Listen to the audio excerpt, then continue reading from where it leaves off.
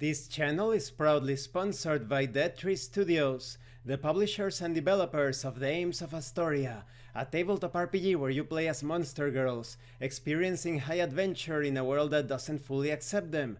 You will find the links in the description and in the pinned comment. And the Red Room Publishing. Please check out the link to their store for exclusive tabletop RPG products.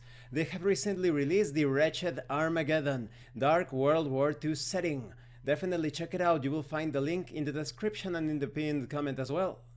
Hi, welcome to this part of my review featuring Midnight, Legacy of Darkness.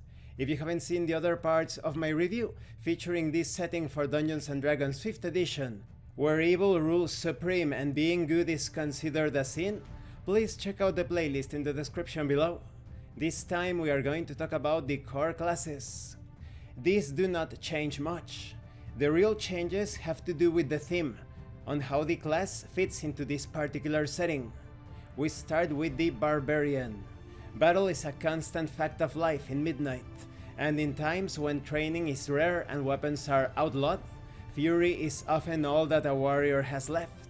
Barbarians have become increasingly common among the free peoples of Eredain since the end of the Third Age. Amongst the various cultures of humanity, the Dorns once boasted many barbarians within their fighting ranks, and all of their foes feared the fury of their berserkers. And unsurprisingly, most orcs are barbarians. Next we have the Bard.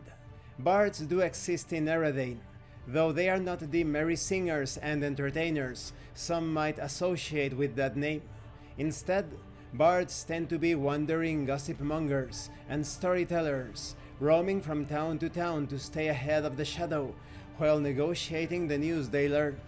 But what sets bards apart from all the other wanderers and refugees is their affinity with magic, a skill they almost universally attempt to keep hidden.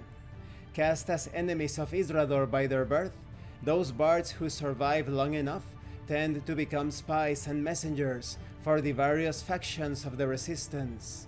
The elves and dwarves of Eredain have their own bardic traditions that have been preserved somewhat in the Age of Shadow. Next we have the Cleric. There is only one god in Midnight, and that means the only clerics on Aerith are the legates who pledge themselves to Isrador. Thus, the clerics one encounters in Eredain are universally evil servants of a malign power. Next we have the Druid. Druids gain magic from Aerith and from all those who walk upon its surface. Perhaps then it is unsurprising that the elves and halflings of Eredain have maintained the strongest druidic traditions even before the Last Age because of their contact with the natural world. Unfortunately, in the occupied lands, most druids were rounded up and slain, or in some cases pledged their loyalty to Isrador in exchange for their lives. And this concludes this part of the review. In the next part we are going to continue with the core classes. The situation is quite bleak, but you can see that these core classes still have a place in the world. They have a role to play, no matter the difficulty and the odds against the shadow of Isrador. Thank you for watching this part of the review.